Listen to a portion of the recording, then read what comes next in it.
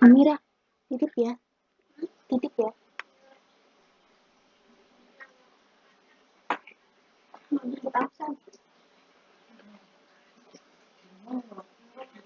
Rawani ngomong baik. Nah, seumur-umur atau ketemu? Kita belum pernah aja.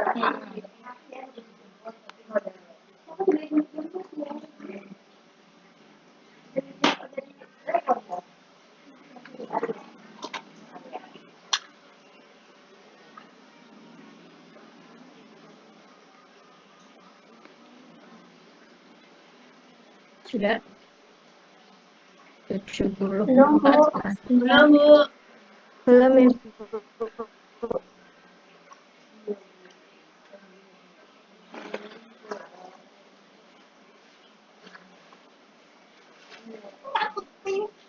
Belum, Bu. Bentar, Bu.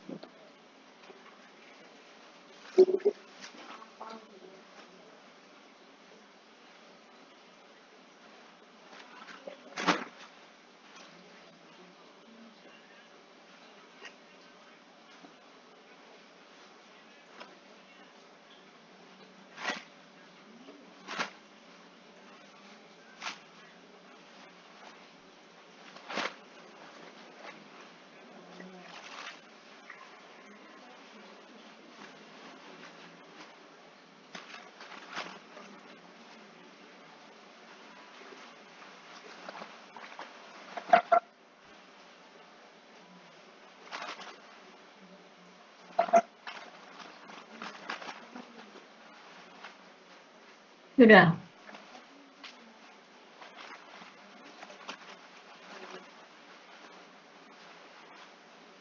Sudah. Sudah berhenti ya. 77 mahasiswa.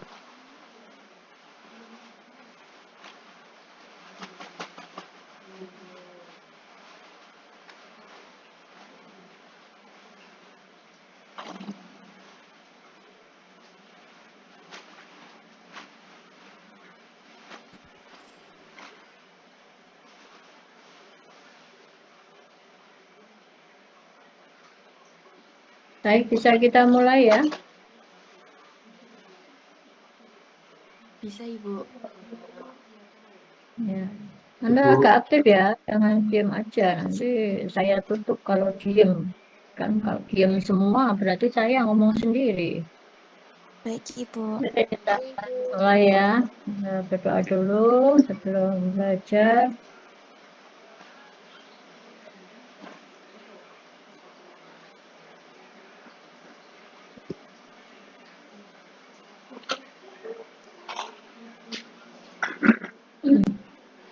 Ya, kita belajar tentang kacang-kacangan ya. Nanti ada tentang komposisi kimia dan secara teoritis ya terkait kacang-kacangan. Nanti satu materi lagi terkait dengan produk. Oke, ini kacang-kacangan ya. Jadi yang kita pahami, kacang-kacangan ini merupakan salah satu bahan pangan yang kaya sekali akan makronutrien, khususnya protein. Ya. Jadi protein pada kacang-kacangan itu kenapa dikatakan kacang-kacangan sebagai sumber protein? Karena mempunyai kandungan protein yang tinggi dibandingkan bahan pangan lain yang sama-sama nabati. Sehingga dikatakan sebagai sumber protein. Saya pernah menyinggung bahwa semua bahan pangan hampir semua bahan pangan yang tinggi protein biasanya juga diikuti dengan tinggi lemak nabati khususnya ya. Kalau hewani mungkin ya lemak yang lebih mendominasi protein ya, sumber protein. Kalau tidak ada lemak yang menempel banyak ya normal sama seperti sumber protein lemak hewani yang lain. Nah, secara struktur ya kandungan makronutrien khususnya protein ini bervariasi sekali antar kacang-kacangan. Ada yang katakan, oh ini tinggi protein, ini dibandingkan dengan kacang-kacangan yang lain, ini lebih rendah. Tapi secara struktur dasar bijinya, dia sama.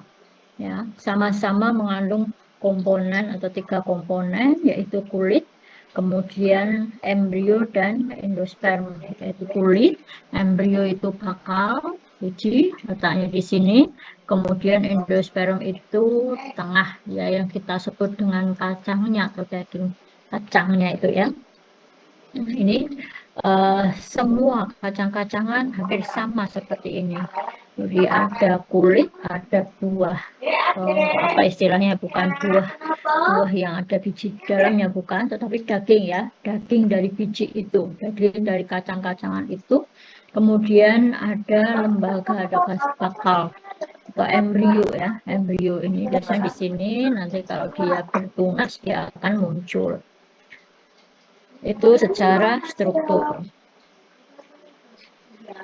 Jadi bagian besar itu kacang-kacangan ya, bagian besar endospermnya itu pada saat matang, endospermnya sudah matang, itu sedikit ya, karena cotyledon embrionya itu merupakan bagian terbesar yang nantinya dia akan menjadi tanaman yang baru ya. Jadi yang mengandung simpanan untuk pertumbuhan lagi. Cotyledon, ada cotyledon ya, itu menyediakan cotyledon ini di bagian ini tadi ya, tadi yang lembaganya ini bukal. Jadi ada komponen-komponen gizi yang sangat mempunyai nilai yang penting. Ya. Tapi dia miskin serat dan kalsium, karena serat dan kalsium letaknya lebih banyak di kulit. Ya, jadi di kulit ya banyak kandungan serat dan kalsiumnya. Sementara untuk senyawa-senyawa atau ya gizi yang lain itu sebagian besar ada di sini sebagai bakal nanti. Nah, komposisi dan nilai gizinya itu hampir semua kacang-kacangan sebagian besar sebagai sumber protein. Daripada daging, dari protein lebih banyak daripada yang ada pada daging ini dalam 100 gram ya, pada ukuran yang sama. Kemudian kalau kita lihat dari kualitas proteinnya, dia mengandung asam amino pembatas ya, dia rendah metionin. Kemarin saya sampaikan bahwa kalau kita mengkonsumsi nasi dengan kacang-kacangan itu merupakan satu kompleks yang pas itu, karena dia tinggi lisin tapi miskin metionin. Sementara serealia khususnya beras itu dia kebalikannya gitu ya. Jadi dia kalau di kacang-kacangan rendah metionin, tinggi lisin. Sementara beras itu kebalikannya. Jadi kalau itu digabung itu akan menjadi kompleks yang bagus ya, sama-sama saling melengkapi. Konsumsi campuran kacang-kacangan dengan serealia dapat meningkatkan asupan protein. Jadi saling melengkapi, yang satu rendah, yang satu tinggi gitu ya. Jadi itu nanti kalau digabungkan menjadi kompleks yang sempurna gitu. Khususnya asam amino tertentu, yaitu lisin dan asam amino metionin. Kacang-kacangan ini juga mengandung beberapa vitamin ya, vitamin A, vitamin C, dan antivitamin juga, serta racun. Jadi ini nanti di sini ada ya.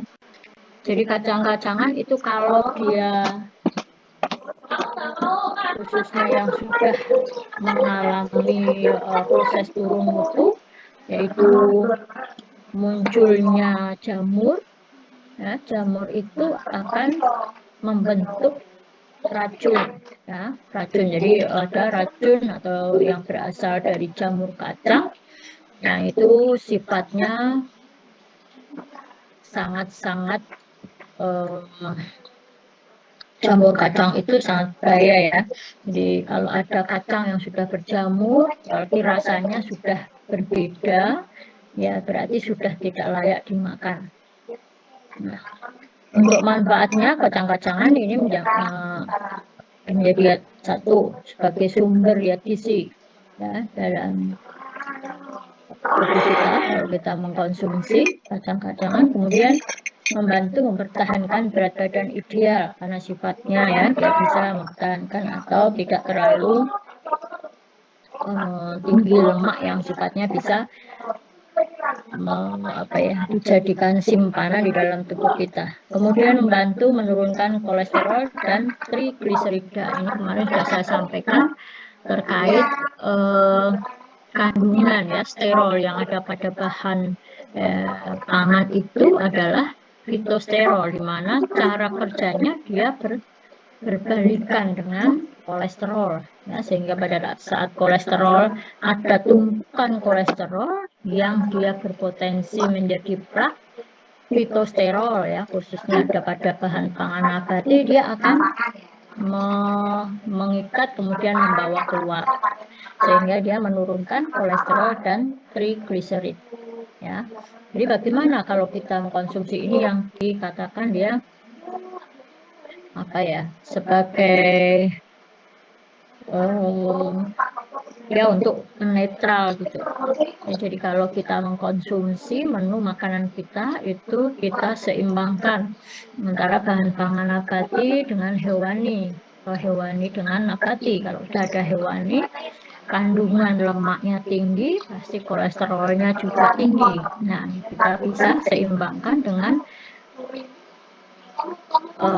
asupan-asupan yang sama ya, sumber lemak misalnya sumber protein tetapi dari nabati, sehingga makanan itu kalau kita mengkonsumsi makanan biasanya idealnya itu ada misalnya satu potong sumber protein hewani dan satu potong sumber protein nabati, bukan berarti kan enak hewani gitu, misalnya antara daging sama tempe kan enak daging misalnya, tapi itu harus seimbang kalau kita konsumsi sehingga dia ada ada kemampuan untuk menurunkan kolesterol ya, trigliserid. Dampaknya apa? Tentunya menurunkan resiko-resiko penyakit yang berhubungan dengan aterosklerosis seperti jantung, stroke ya. Juga mengurangi peradangan dalam tubuh. Ada senyawa-senyawa tertentu dalam kacang-kacangan yang dia bisa menekan ya peradangan di dalam tubuh. Kemudian juga menyehatkan bakteri usus dan melancarkan pencernaan. Ini terkait dengan potensi prebiotik yang ada pada kacang-kacangan sebagai bahan pangan atau bisa digunakan oleh probiotik sebagai bahan makanannya ya, sehingga dia berpotensi untuk menyehatkan usus besar.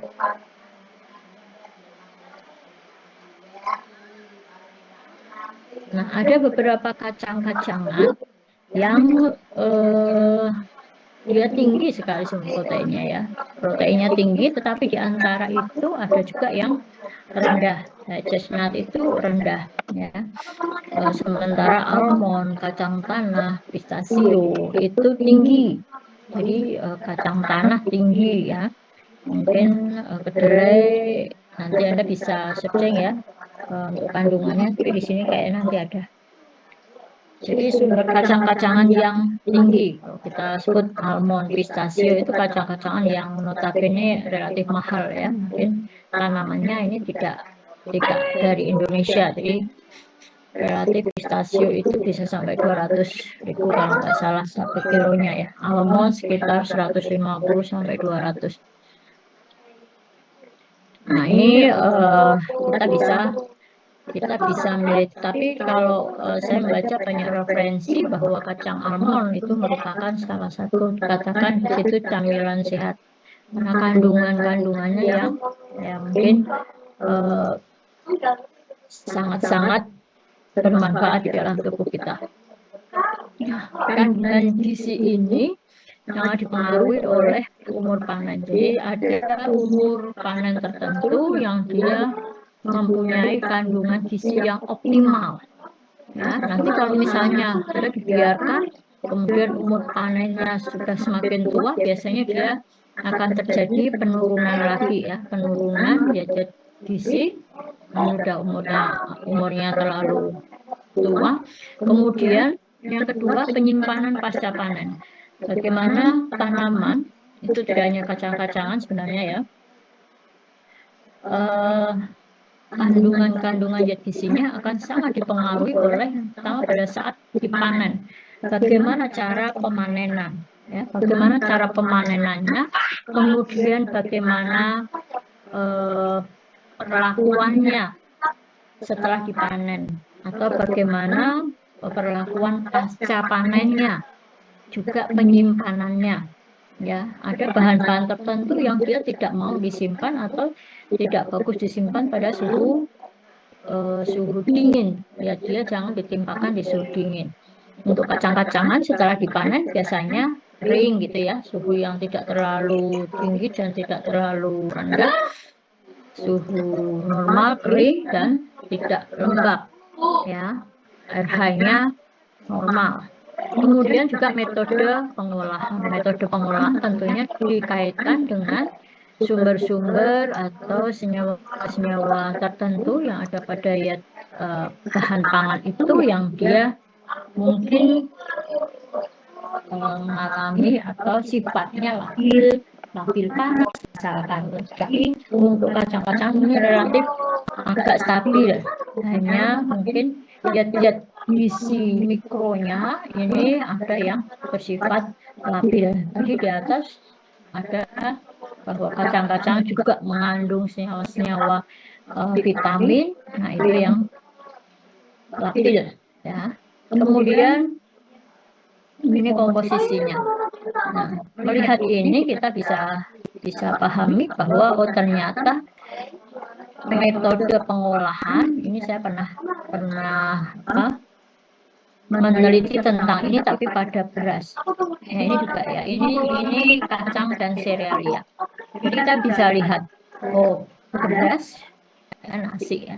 Yang metode pengolahannya dengan dikukus, direbus, disangrai, direbus. Kalau beras itu berarti beras apa itu namanya? Liwet ya. Itu kan langsung airnya langsung direbus itu. Disangrai, beras disangrai, beras direbus, beras dikukus, ternyata kadar air tentu berbeda. Direbus ya, karena dia kadar air, mesti kadar airnya air pada ini kering ya, kadar airnya ini kukus malah dia lebih tinggi. Direbus sampai disangrai. Ini yang saya tadi mikir, kenapa disangrai bisa lebih tinggi, harusnya lebih rendah. Nah, kadar proteinnya hampir sama sebenarnya, tapi ini untuk beras ya, jadi hanya yang khusus yang agak rendah. Lemak, ya sisi satu ya tadi vitamin C, kemudian vitamin E, ini serat, yang bisa lebih serat tinggi, dan yang tinggi terpenuhnya juga agak E, ada oksigen. Kita cari yang ini sama ya, bisa sama seperti kacang ya, ada kacang lele, rebus dan sangrai. Ternyata yang dikukus mempunyai kandungan air yang tinggi, kemudian proteinnya ya relatif besar sama ya, ini relatif besar sama, tidak terlalu berubah untuk ini kedelai. Dan kemudian ini kacang hijau juga yang dikukus ini lebih tinggi protein. Yang saya pernah penelitian itu terkait dengan ya kacang kedelai ya, kacang kedelai. Protein di sini yang dibungkus paling tinggi ya. Dulu saya membuat dengan cara dikukus, digoreng dan dipanggang. Nah, kemudian ini kacang polong. Ya, tidak terlalu banyak peningkatan atau penurunannya. Ini terkait dengan komposisi kimia, perbedaannya dengan berbagai macam metode pengolahan. Nah, kalau ini terkait dengan kandungan zat gizi.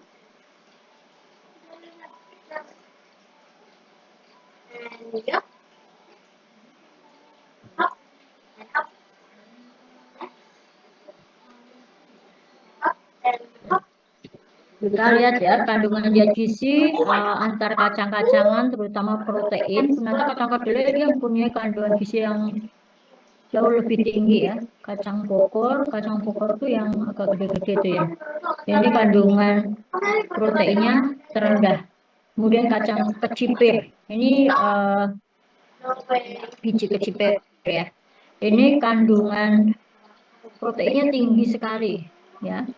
Hampir sama dengan kedelai. Ini yang saya maksud tadi bahwa kacang-kacangan ini merupakan sumber protein, tetapi antar kacang-kacangan ternyata ada perbedaan ya, perbedaan. Meskipun yang kacang kedelai, ini hanya sedikit ya, sedikit kacang-kacangan. Kalau kita nanti coba mencari referensi yang lain yang lebih lengkap bahwa kacang-kacangan yang ada di Indonesia yang kita konsumsi itu banyak sekali ya, tidak hanya kedelai, hijau. Tadi ini yang kacang-kacangan dari luar ini belum ada. Nanti ya kita bisa bandingkan, kita bisa pahami bahwa oh ternyata ya hampir semuanya kacang-kacangan ini nilai atau kadar proteinnya tinggi, tapi ada yang tertinggi gitu. Cipir selama ini kita asumsikan sebagai sayur-sayuran ya, sebagai sayur-sayuran, tetapi nyata di dalamnya kacang panjang termasuk ya. Saya kemarin membaca referensi bahwa kacang panjang ternyata itu juga sumber kacang gitu. Sampai dia kita manfaatkan sebagai sayur-sayuran sama dengan kecipir.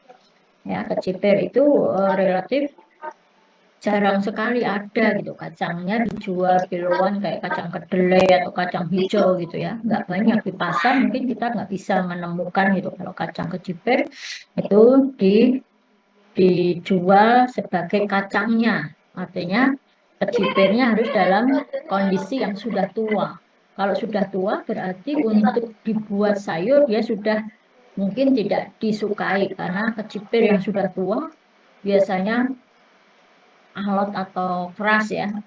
Kalau kita manfaatkan sebagai sumber sayuran, dia harus kecipir yang masih muda. Tetapi untuk sumber kacang, berarti kita kita ambil pada saat dia sudah tua. Dan itu di pasaran tidak banyak.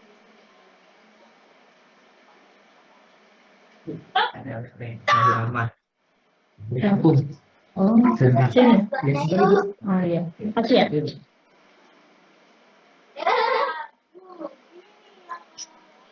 Nah, ini bisa kita lihat kalau karbohidratnya rendah, dia proteinnya tinggi. Nah, kalau proteinnya rendah di sini, dia karbohidratnya tinggi.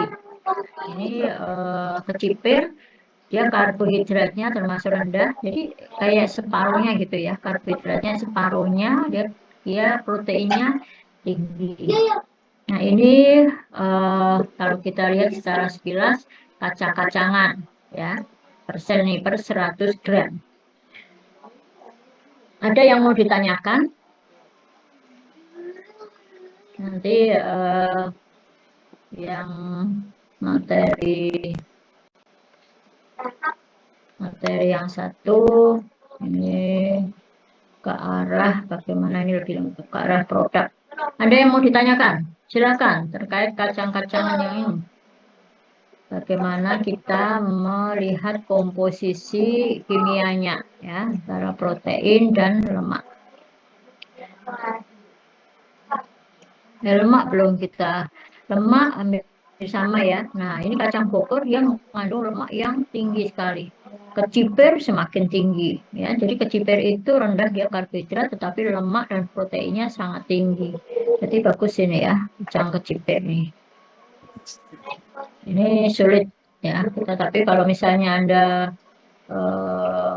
mencari itu mau penelitian tentang kacang kecipir mungkin bisa kita dapat di Shopee, mungkin bisa. Oke, ada yang mau ditanyakan? Saya Bu. Silakan. Ya, silakan. Perkenalkan, nama saya Nurul Amalia dengan NIM 057.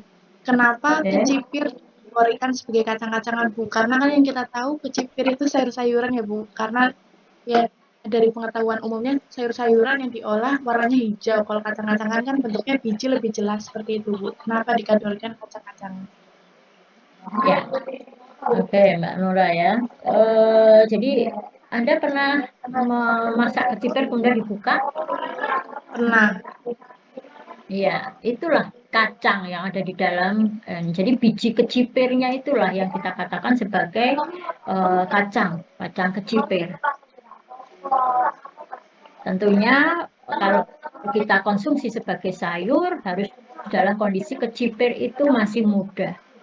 Tapi kalau kita akan kita gunakan sebagai sumber kacang-kacangan, ya berarti kacang yang sudah atau kecipirnya dituakan gitu ya. Kemudian kita manfaatkan sebagai sumber kacang-kacangan. Jadi bisa dimanfaatkan sebagai sumber sayur atau sebagai sayuran dalam kondisi yang masih muda atau kita ambil kacangnya dalam kondisi yang sudah tua, tetapi itu relatif jarang. Di sini biasanya kita memanfaatkan sebagai sayur ya, sehingga kita jarang mendapatkan misalkan ada yang menjual biji kecipir gitu. Tetapi pernah bimbingan saya ada kakak tingkat Anda ya, dia membuat apa ya, yogurt atau susu ya, susu ada, yogurt ada dari biji kecipir. Saya tanyakan dia dapat kecipir dari mana, ternyata dia beli di Shopee ada. Jadi kecipir yang sudah tua atau dituakan, kemudian yang dimanfaatkan adalah bijinya. Kalau tadi kita lihat bagaimana kandungan lemak dan proteinnya yang demikian tinggi, tentunya biji kecipir bisa dimanfaatkan sebagai bahan ya, bahan dasar produk-produk yang berbasis kacang-kacangan ya. Kemudian kita bisa manfaatkan untuk konsumsi atau produk yang diperuntukkan untuk anak-anak ya, anak-anak terutama misalnya membuat produk untuk makanan anak-anak yang stunting itu sangat-sangat bisa, sangat bagus ya, karena kalau kita lihat tadi, nah kita bisa coba Anda nanti searching lagi apakah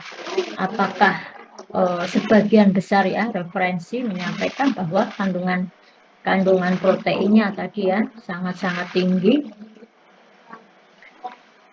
kandungan protein dan apa itu lemak ya. Nah, kandungan protein dan lemaknya ini berapa, hampir kayak kacang kedelai ya. Hampir kayak kacang kedelai, tapi saya belum pernah mencoba produk yang menggunakan kacang kecipir. Apakah dia juga mempunyai misalkan kacang kecipir yang masih mentah, apakah dia juga beraroma langu seperti itu ya. Nah, ini kalau kita bandingkan dengan kacang bokor ini kan dua kali lipatnya.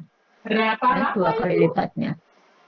Yang ini juga ternyata ada korelasinya, karbohidratnya juga ini separuhnya gitu ya. Kalau dia mempunyai kandungan protein yang tinggi, lemak tinggi, karbohidratnya tentunya rendah. Jadi kan biasanya ada korelasi terkait dengan berapa padatan terlarut yang ada pada bahan itu. Padatan terlarut itu berarti ya kayak protein, lemak, karbohidrat ya, dan padatan-padatan yang lain dalam konsentrasi atau dalam bobot yang sama, tentunya kalau satunya tinggi, satunya rendah. Ya, karena dalam bobot yang sama. Jadi kalau di total itu ya sama gitu 100%, tetapi komposisinya ternyata berbeda. Itu ya Mbak, Anda bisa searching, ada di Shopee itu saya pernah melihat karena saya pernah membimbing mahasiswa yang memanfaatkan kacang kecipir. Waktu itu saya tanya, kamu cari kecipirnya apa enggak kesulitan? Ada Bu di Shopee katanya. Oh ternyata jadi dibuat susu ada, dan yang lain membuat yogurt ya, dan rasanya kayaknya juga enggak ada langu gitu. Rasanya itu netral. Itu Mbak Nora. Iya, baik Bu, terima kasih. Ada lagi yang mau ditanyakan?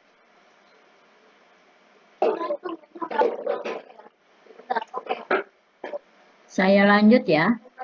Gitu. Gitu.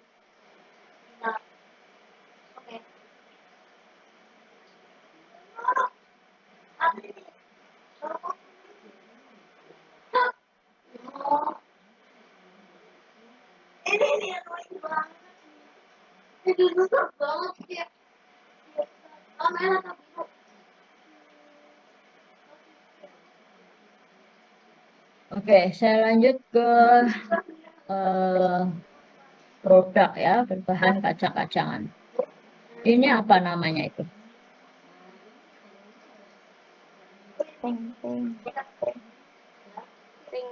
Ini produk apa? Granola. Hah? Granola. Ini loh, nama makanan ini apa? Ting-ting. Ya, ini ting-ting gitu ya, ting-ting. Kan ini kan kayaknya enak sekali ya, dengan berbagai macam campuran. Ya, ada wijen, ada kacang, ada. Nah, saya pernah juga mendapatkan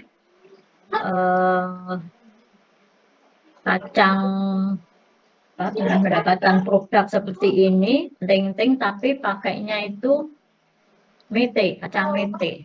Ya, harganya tentunya agak mahal gitu. Nah, kacang mete, jadi enak sekali. Nah, produk-produk kacang-kacangan ini banyak sekali di pasar ya. Tapi sebelum sampai ke produk, saya akan sampaikan ya, terkait dengan kacang-kacangan tentunya ya.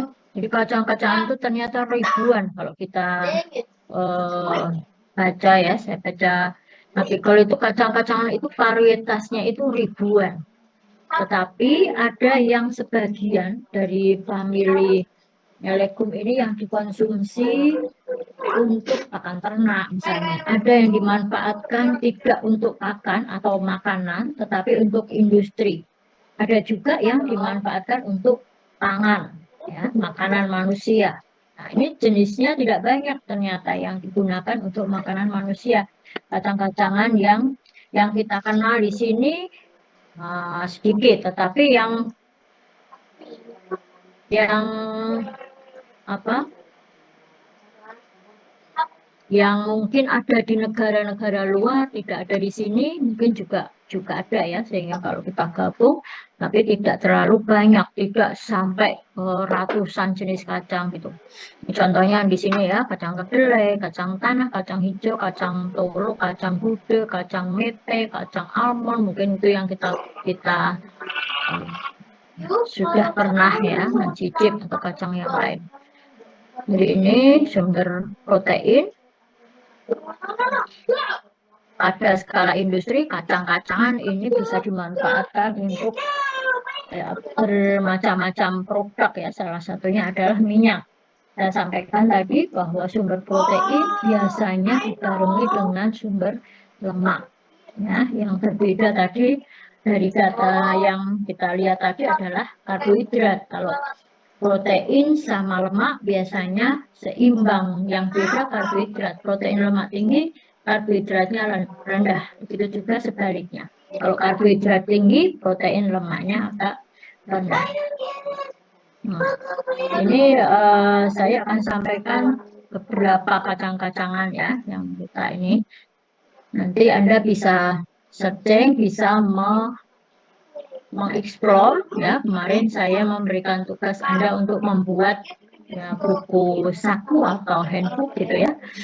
Nah, nanti itu menjadi buku Anda, bahwa Anda sudah pernah menulis buku ya, tentunya tidak sendiri tetapi bersama-sama teman-teman ya, satu kelompok misalnya membuat buku A, nanti Anda tolong cetak yang bagus ya, dengan dikasih cover yang bagus sehingga menjadi buku yang bisa kita baca, akan bermanfaat ya, nanti akan bisa kita, nanti saya minta kemarin batasnya kapan? Akhir Desember tuh ya, karena saya beri bobot prosen yang tinggi, saya beri 2 tatap muka, dan nanti yang tidak ikut membuat dan namanya nggak usah dicantumkan ya, itu yang namanya adil. Jadi nilainya tidak sama antara yang membuat dan yang tidak membuat. Tentunya yang tidak membuat berarti Anda akan kehilangan 30% nilai. Ini beberapa varietas ya, varietas kedelai, ada kedelai muria, tenggan, meratus, banyak sekali varietas kedelai. Begitu juga beras ya, yang saya saat ini meneliti beras hitam.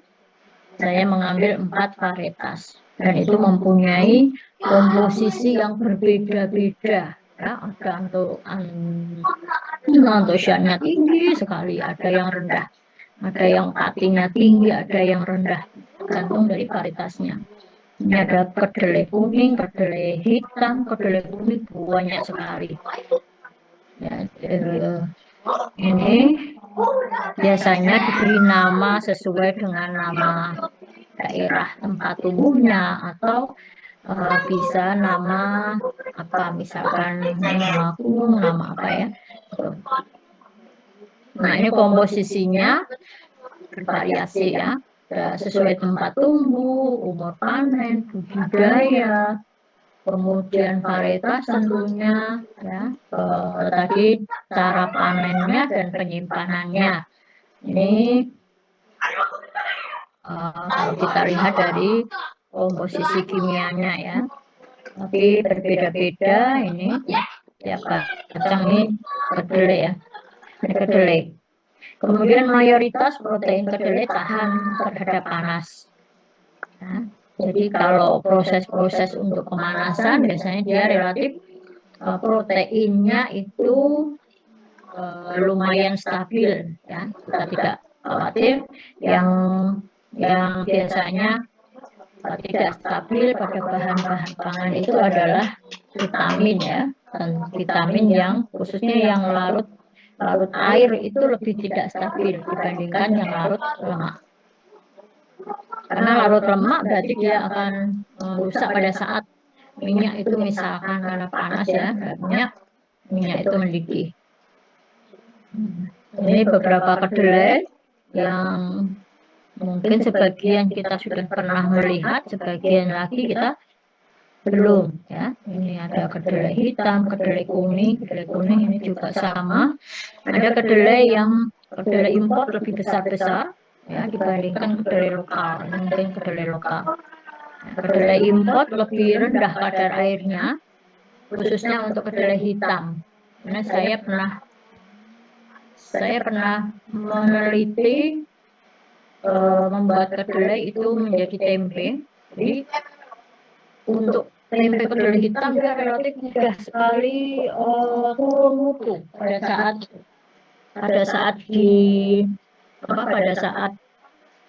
sekarang misalnya ya, tempe sudah jadi bagus. Ya, saya bawa ke kantor untuk diuji sensoris, ternyata sampai kantor ini udah warnanya sudah berubah gitu ya. Saya cermati ini kenapa, sama-sama kedelai, tapi sama kedelai hitam dan kedelai kuning. Ternyata kadar airnya relatif tinggi, sehingga ini mudah rusak kalau dijadikan produk, khususnya tempe gitu. Saya pernah meneliti ini. Nah, sifat fungsional protein kedelai yang pertama, dia mempunyai sifat emulsifikasi. Jadi beremulsi, dia bisa sebagai emulsifier. Ada kandungan lecithin, misalnya lecithin itu pada kedelai ya, senyawa yang ada pada kedelai yang dia berfungsi sebagai emulsifier. Jadi emulsifier itu apa? Ya, jadi dia merupakan gabungan antara dua senyawa yang secara normal dia tidak bisa bersatu. Dengan adanya emulsifier dia akan menyatu gitu ya. Nah, jadi satunya itu terdispersi pada fase yang lain, fase air dan fase minyak. Ya, itu akan salah satunya terdispersi. Ini contohnya margarin, butter. Ini berarti dia fase minyak yang terdispersi dalam lemak, fase lemak. Ya, mayones sama. Di sana dia ada minyak, ada lemak. Ya. Jadi yang muncul apa? Kayak butter, margarin itu kan yang kita tahu itu lemak, tapi di dalamnya dia ada air. Airnya itu sudah menyatu sehingga menjadi seperti lemak gitu. Ya. Kemudian kalau kita lihat susu itu cairan. Yang kita lihat adalah dia air cairan.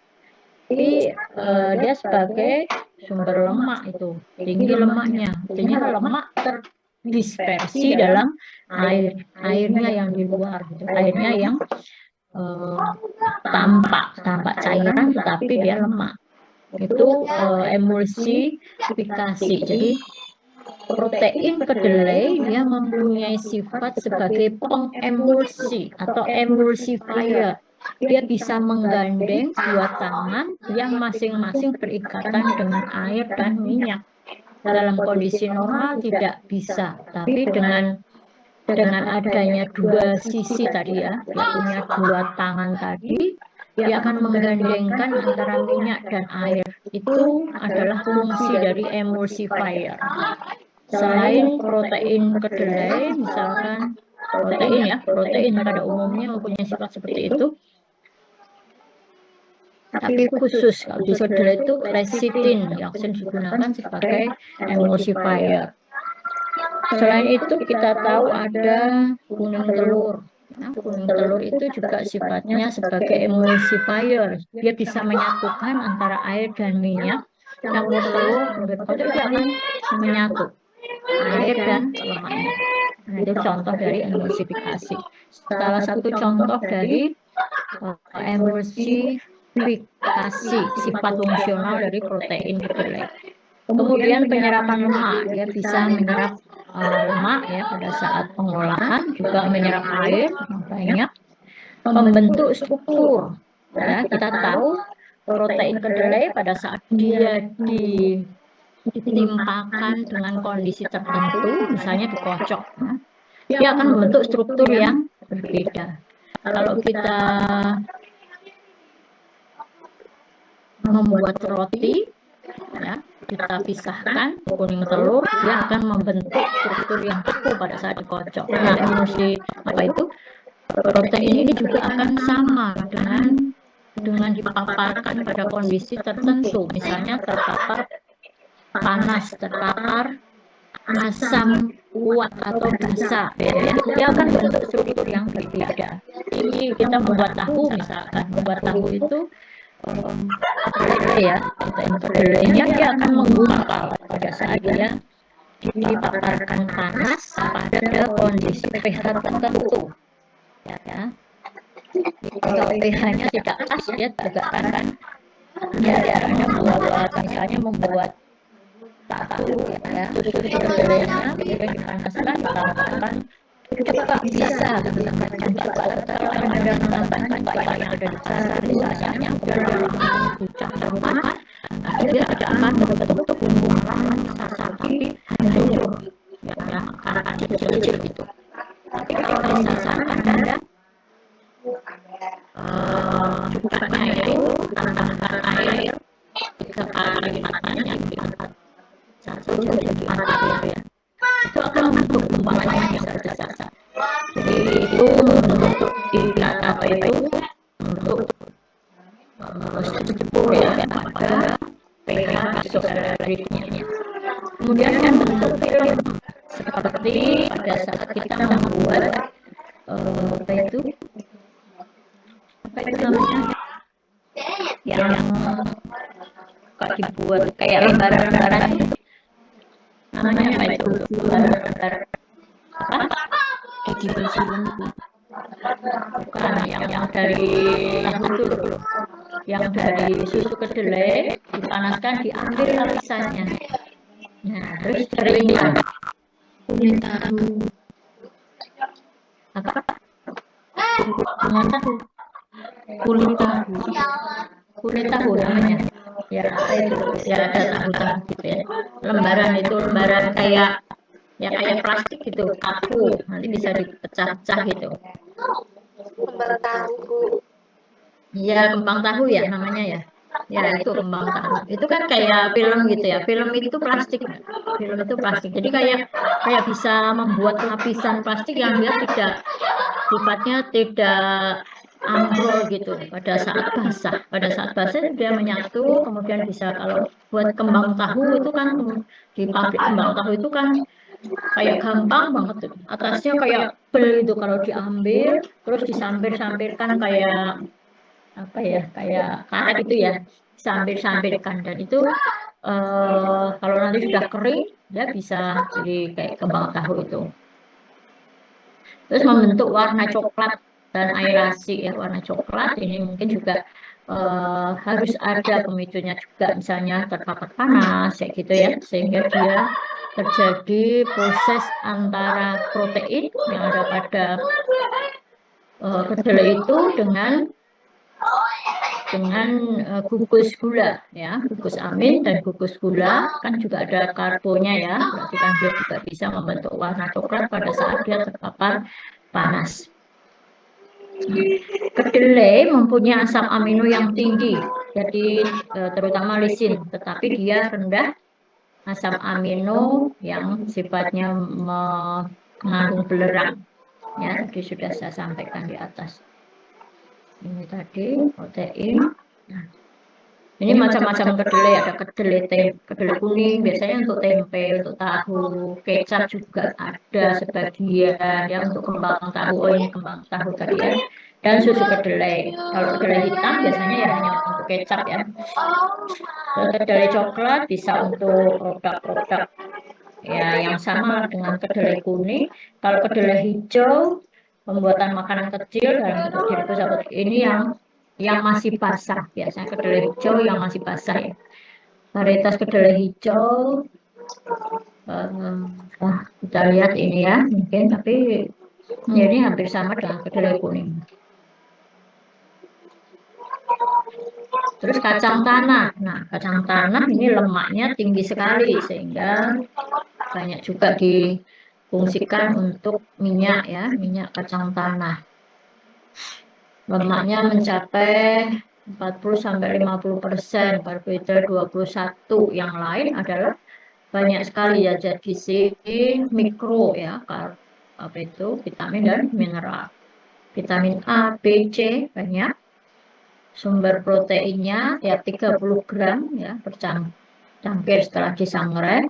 Itu asam-asam amino pembatasnya untuk kacang-kacang ini metionin, dia tinggi lisin, sistein dan metioninnya rendah.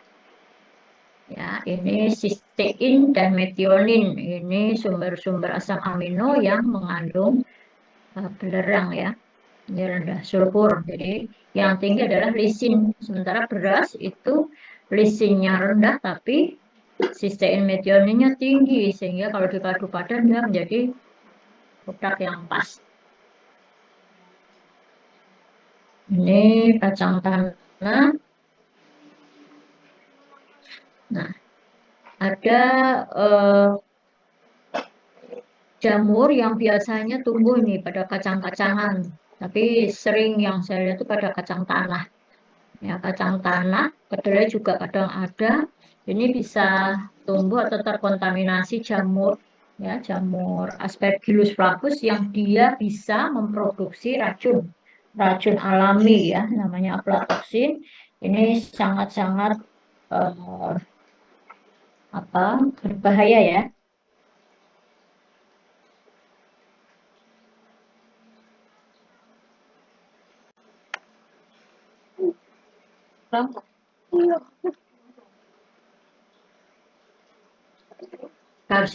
sifatnya karsinogen ini kalau kita mengkonsumsi, tapi alhamdulillahnya itu kalau kacang-kacangan sudah mengandung jamur ini biasanya tidak enak dimakan, sehingga itu yang biasanya kita tidak makan ya, kita tidak doyan gitu ya. Itu sebagai apa ya, sebagai tembok bahwa itu berbahaya gitu. Allah itu kadang-kadang sudah membuat apa-apa yang misalnya tidak lazim dimakan ya kita tidak doyan atau tidak kita konsumsi dalam wujud yang dia masih ada racunnya, misalnya mentah gitu ya. Nah, lihat ini penyebab kanker hati pada tikus. Manusia lebih tahan daripada tikus ya. Manusia mungkin pada paparan sejumlah tertentu baru terpapar, itu pun berulang-ulang dan jarang kita mengulangi hal yang mungkin tidak enak ya pada tikus, karena ini hasil dari penelitian ya menggunakan hewan coba yang dipaparkan Aspergillus flavus atau aflatoksinnya, dia akan terpapar ini kanker hati. Artinya bisa diambil kesimpulan bahwa jamur yang tumbuh pada kacang-kacangan dia memproduksi racun yang namanya aflatoksin ya, bersifat karsinogen. Kacang hijau, kacang hijau. Oh ini salah ya saya gambarnya kacang tanah. Kacang hijau ini aslinya dia dari India. Ya. Dia tinggi asam amino lisik tapi miskin asam amino belerang. Nah ini sama dengan kacang-kacangan pada umumnya. Ya, isinya karbohidrat ya, ini komponen terbesar dari kacang hijau yang terdiri dari pati, gula, serat. Kemudian daya cernanya, kalau kita lihat daya cernanya tinggi sekali. Kemarin Anda sudah mencoba untuk menganalisis daya cerna ya, tapi kemarin kayaknya semuanya dari serealia ya, kalau nggak salah. Atau umbi-umbian ya. Yang pati kacang belum ya. Harusnya kemarin ada maizena itu. Ya kalau kemarin ada hungkui itu kacang hijau itu, tepung hungkui itu. Nah ini produk-produk yang ada di pasaran. Pati kacang hijau daya cernanya tinggi sekali, hampir 100%. Nah, jadi ini penyusun kedua setelah karbohidrat. Protein itu kedua setelah karbohidrat. Biasanya karbohidrat kan memang tinggi, mengandung 20-25% protein ya. Dan ini memiliki daya cerna 77%. Proteinnya memiliki daya cerna 77%. Kalau patinya hampir semuanya bisa dicerna. Ini produk yang berbasis kacang ya, ada tempe yang setiap hari kita nikmati. Nah ini ada lagi produk dari kacang hijau, ini dari kacang merah, banyak ya di pasaran. Dari kacang merah itu yang dikalengkan, kacang merah kaleng. Nah ini kalau dibuat jadi apa itu, bakpia ya, ini bakpia tengahnya itu kan kacang hijau. Ini juga merupakan salah satu produk yang, nah kalau sudah seperti ini berarti itu bisa didisplay lama ya. Kalau bakpia yang Jogja itu displaynya itu masa simpannya tidak terlalu lama, kadang-kadang 2 hari 3 hari aja sudah nggak enak itu kalau dimakan. Ini apalagi nih ya, kacang hijau apa ini?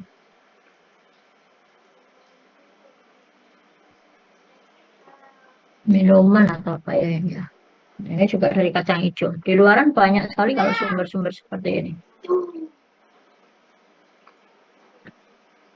Kemudian ini sama, ini roti ya, roti yang berbahan baku dalamnya itu ada kacang, cacahan kacang gitu ya. Terus ini di samping ini kacang cacah. Kacang cacah itu saya nggak tahu apakah, saya belum pernah mendapatkan produk ini. Apakah kacangnya itu remuk gitu atau kacangnya terbuka semua ya. Tapi istilahnya kacang cacah. Ini crunch ya, peanut, ini juga kacang-kacangan. Produk-produk mentega kacang ya, kemudian banyak sekali kacang yang bisa kita kita jadikan sebagai bahan baku ya pembuatan produk. Nah, kita tinggal memilih mana produk-produk yang kira-kira mempunyai masa simpan yang panjang gitu ya, bisa diterima masyarakat. Kalau tempe itu meskipun dia tidak mempunyai masa simpan yang panjang, tempe itu ya produk pangan dari kacang kedelai ya khususnya, dan itu bisa kita klaim itu produk yang berteknologi. Teknologinya apa? Fermentasi. Kondisi-kondisi tertentu tidak bisa menjadikan produk fermentasi ini jadi itu, atau kondisi tertentu justru membahayakan karena kita bermain-main dengan mikroorganisme. Kalau ada mikroba yang tidak kita kehendaki tumbuh di sana, yang terjadi adalah produk itu juga berbahaya ya. Seperti saya pernah mendengar ada istilah kacang mondol gitu. Kacang mondol itu tempe mondol atau tempe apa ya. Nah, itu artinya tempe itu tidak jadi. Tempe itu tidak jadi. Kenapa tidak jadi? Ada bakteri lain, ada jamur lain yang bukan bakteri, jamur ya, yang dia berbahaya dan tumbuh di sana, tumbuh di kacang ini sehingga ini menjadi tidak dianjurkan untuk dimakan ya. Kalau misalkan kita lihat jamurnya tidak bisa berwarna putih sama seperti jamur tempe pada umumnya, ya jangan kita konsumsi, kecuali memang ada tempe apa yang kita ini tempe oncom itu kan tempe ya, tapi memang yang ditumbuhkan adalah jamur yang warnanya oranye itu, tentunya pada kondisi yang berbeda ya, menggunakan ragi yang berbeda sehingga munculnya adalah produk yang berbeda. Itu kira-kira yang bisa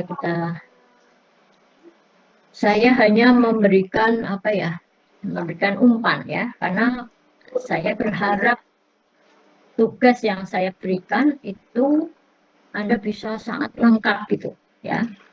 Jadi saya tidak menyampaikan banyak tentang kacang-kacangan. Nah, semuanya kemudian ada manfaat, ada macam-macam kacang-kacangan, ada itu menjadi tugas Anda. Jadi saya berharap buku Anda itu lengkap mungkin gitu ya, sesuai dengan tugas yang kami sampaikan. Oke, ada yang mau ditanyakan silakan. Bu, izin bertanya Bu. Ya, silakan. Bila bisa kenapa ya Bu orang-orang itu bisa alergi terhadap kacang? Kandungan apa yang ada di dalam kacang itu sehingga orang itu dapat memicu alergi? Terima kasih. Oke. Jadi alergi, yang namanya alergi itu adalah satu kondisi di mana ada antibodi di dalam tubuh seseorang yang dia merespon secara berlebihan senyawa-senyawa yang masuk, yang bagi orang lain itu sebenarnya normal, itu senyawa-senyawa yang masuk itu normal, tetapi pada orang yang alergi itu ditangkap atau responnya itu berlebihan ya. Jadi antibodi itu dia merespon bahwa senyawa yang masuk itu sebagai benda asing yang kemudian manifestasi dari dia melawan benda asing itu adalah dalam bentuk misalnya gatal-gatal ya, atau dalam bentuk mual, muntah dan sebagainya. Nah, ini tiap satu orang dengan orang yang lain berbeda-beda. Tidak sama dengan keracunan. Kalau keracunan, siapapun yang mengkonsumsi dia akan terpapar. Hanya tergantung dari misalkan bayi balita, tentunya kadar keracunan akan berbeda dengan orang-orang yang usia produktif atau orang-orang dalam kondisi yang sangat fit gitu ya. Orang sakit akan berbeda dengan orang yang sehat. orang tua, lansia, ibu menyusui, ibu hamil juga akan berbeda dengan kondisi normalnya. Nah, jadi kalau keracunan seperti itu, dampaknya itu sama. Hanya tadi beban atau kondisi-kondisi tertentu membuat dia lebih buruk atau dia lebih ringan, ya dampaknya itu. Tapi kalau alergi tidak sama. Alergi saya makan makanan laut, ikan laut, kerang dan sebagainya, mau seberapa pun tidak masalah gitu. Nah, karena antibodi saya merespon secara normal bahwa itu adalah senyawa yang masuk. Biasanya penyebab alergi atau alergen itu apa? Biasanya dari protein, asam amino tertentu. Kalau pada ikan tuh histamin misalnya. Nah, ini tergantung alerginya apa yang dianggap. Jadi asam amino, biasanya asam amino tertentu itu ditangkap secara berlebihan oleh antibodi di dalam tubuh seseorang. Ya, tidak sama antar satu orang dengan orang lain. Ikan pun demikian, anak kecil, orang tua, ya, karena sifatnya seperti itu, alergi itu bisa sembuh, artinya orang bisa berlatih gitu. Misalnya telur itu dianggap sebagai alergen, biasanya anak kecil makan telur terus bisulan, ya kalau makan telur bisulan. Nah, dia timpakan dulu bagian dalam telur itu yang sifat alergennya rendah, misalnya kuning telurnya dulu. Ya, dia jadi alergen pada telur itu lebih kuat di putih telurnya. Nah, kuning telurnya timpakan dulu, sedikit dulu, lama-lama ditingkatkan jumlahnya. Ini akan seperti biasa.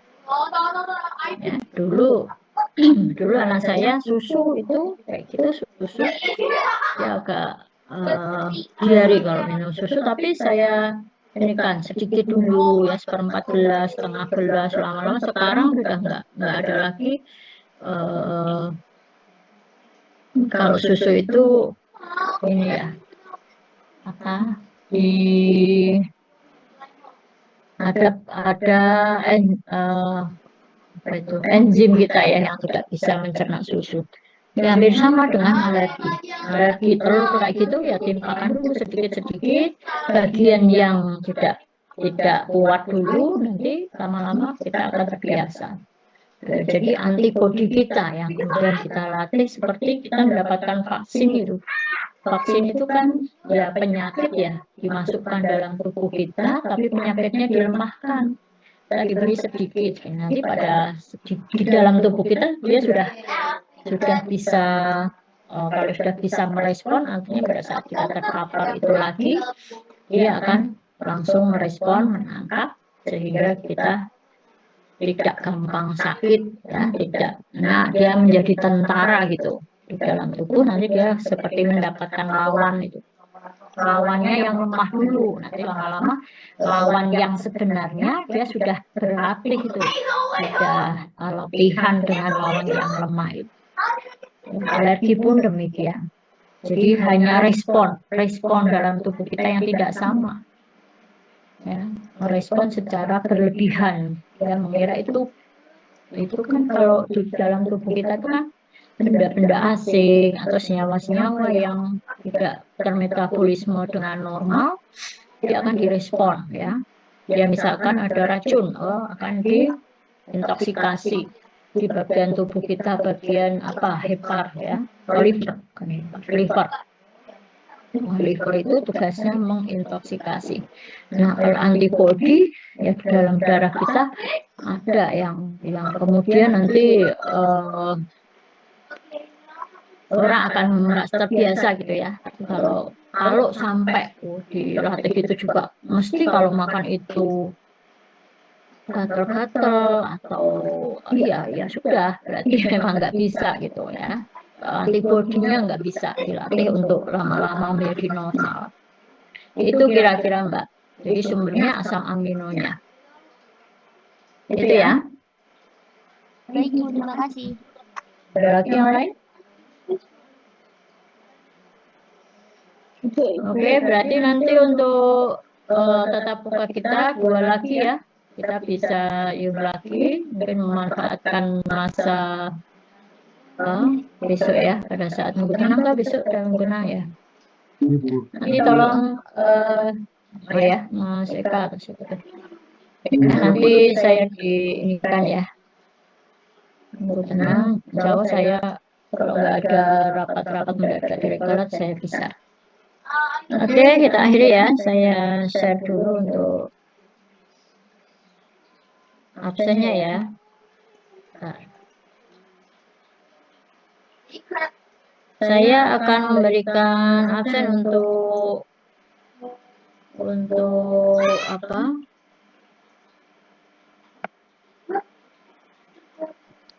Untuk tugas, setelah tugasnya masuk ya, saya akan lihat siapa yang mengumpulkan, siapa yang enggak.